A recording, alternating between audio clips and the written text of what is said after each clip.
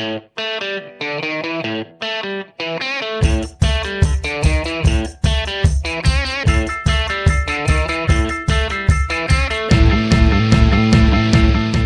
I'm Mark Clem, your host for Meet the Members of the National Ski Patrol, and what we always like to say is all season long.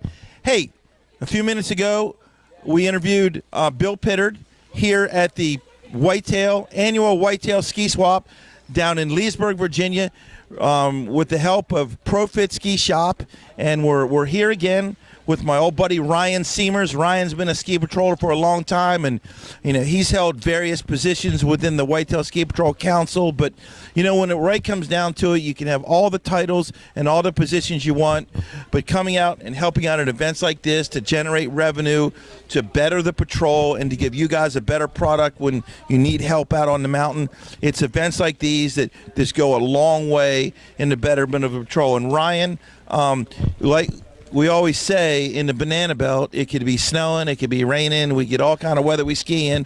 How fitting today on the annual ski swap, it's raining here in downtown Leesburg. It's not a surprise at all. That's, as I say, and this may cut our friends in ski school, they're usually not out on the snow when it's raining. We are. So 7 a.m. or 10 p.m., 10:30 p.m. So, hey, it's a ski swap, rain or shine, we're going to be here.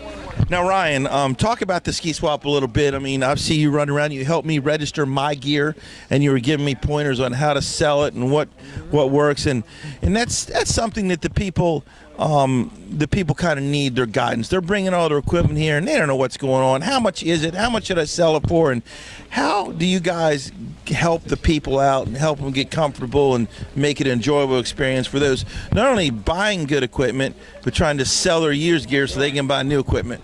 Yeah, well, the cardinal rule we oftentimes say, and most get it, some quite don't, is price it to sell. So, we there might be a little inflated sense of worth of the equipment, but most of the people we have coming out here get it. They're swap veterans.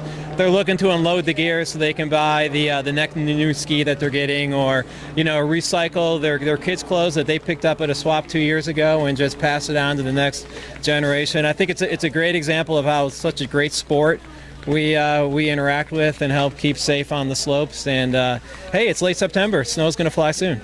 Now talk about just to throw in the snow flying soon. I just saw on the Doug Rice newscast that they're making snow in Arapahoe Basin, and I know you're a guy that goes to Colorado and Utah or wherever it's snowing. That's got to make you feel a little good. Oh, it does. I'd never been to A Basin until last season, so enjoyed it well. The white ribbon of death, I think they call it when they get it going. So hopefully in the next few weeks we'll start seeing that. But no, psyched. It's ready for the best time of the year.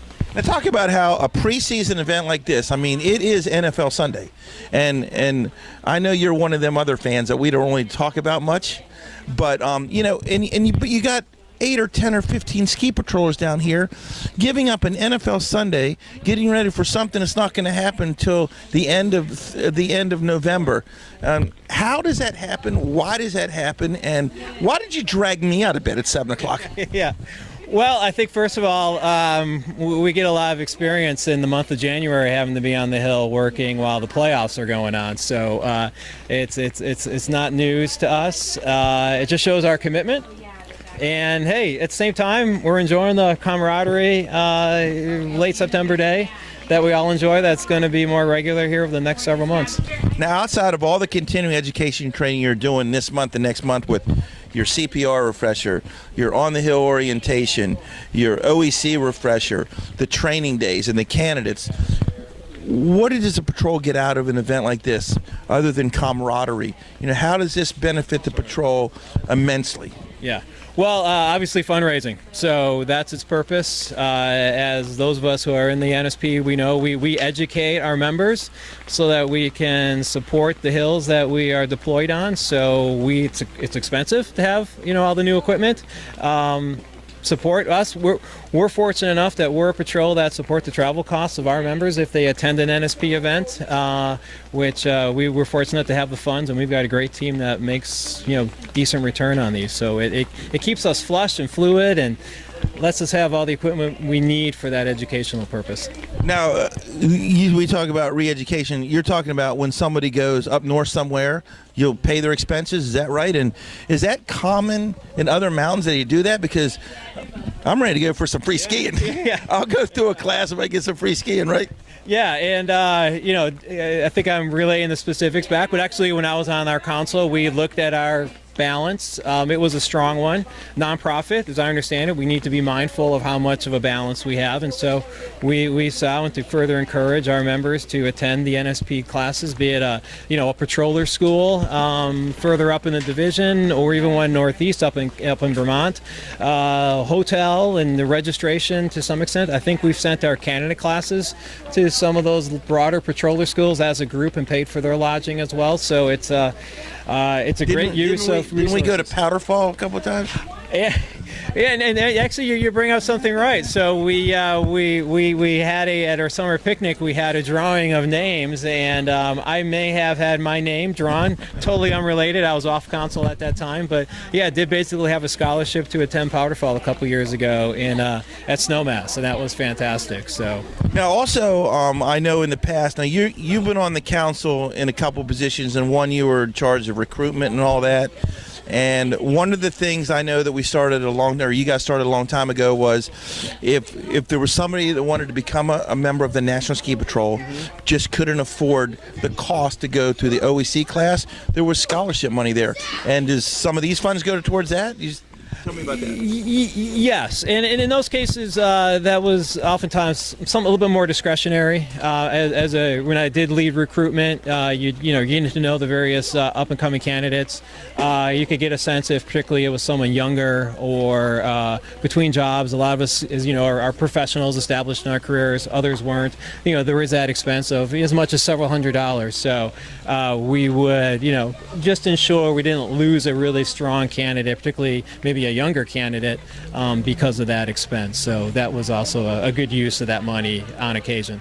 Now, folks, there you have it. If you kind of got that itch to be a member of the National Ski Patrol, but you just don't know where to start, and you don't know any of the details, like how much it cost or whatever, hey, all you got to do is pick up the phone. It's the second day of fall here.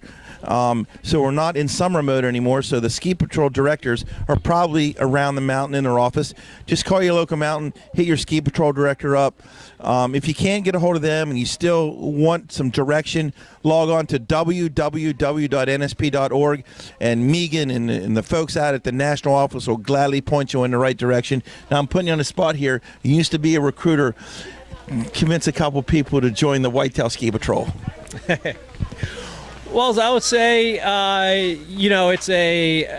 we all admit we love this sport, be it on a board or on skis. You're around a great group of people. A lot of us are for our hill. Half of us, I say, are from Metro DC. The other half are maybe closer towards the mountain. There's no better way for either of those populations to meet a broader set of people, broader set of career and skills and backgrounds, but it all comes together when we're on the hill. It's a dedicated group of individuals, and it's a fantastic network of friends. And so we say, let's focus on getting you trained. But once you have that cross on your back, that's a bond that's unmatched, and it's a lifelong skill and purpose. And that's why we've got more and more 20+ year patrollers on our patrol. I'll be one in about 5 years, I think. But yeah. Well said, Ryan. And, I'm kind of tired of this. I'm kind of saying, all right, guys, are you ready? Get off the sofa. Get your skis waxed up, go to your local ski swap, get some gear that you may not need or you can afford now at the ski swap prices. Let's get up there and ski with my guy Ryan up at Whitetail. He's up there quite a bit. Just walk up and ask anyone, where's Ryan Siemers at? And they'll all know because he's a legendary member of the Whitetail Ski Patrol. Any thoughts on that? Thank you. Although you are the legend of snow, so thank you for the legend word. I'll just take that. But I'm standing next to a even bigger one myself. I don't know. We're passing around accolades here. I don't even know if any of them get deserved. But hey, we're going to have pizza for lunch later from Chip, and we're having a great time here at the annual Whitetail Ski Swap at Profit Ski Shop here in Leesburg, Virginia. Hey, guys, meet the members of the National Ski Patrol. We're with you all season long on social media everywhere, YouTube, Facebook, Instagram. You got it. We're there. Jump on board, folks. We're coming to a mountain near you. Meet the members of the National Ski Patrol. Bye.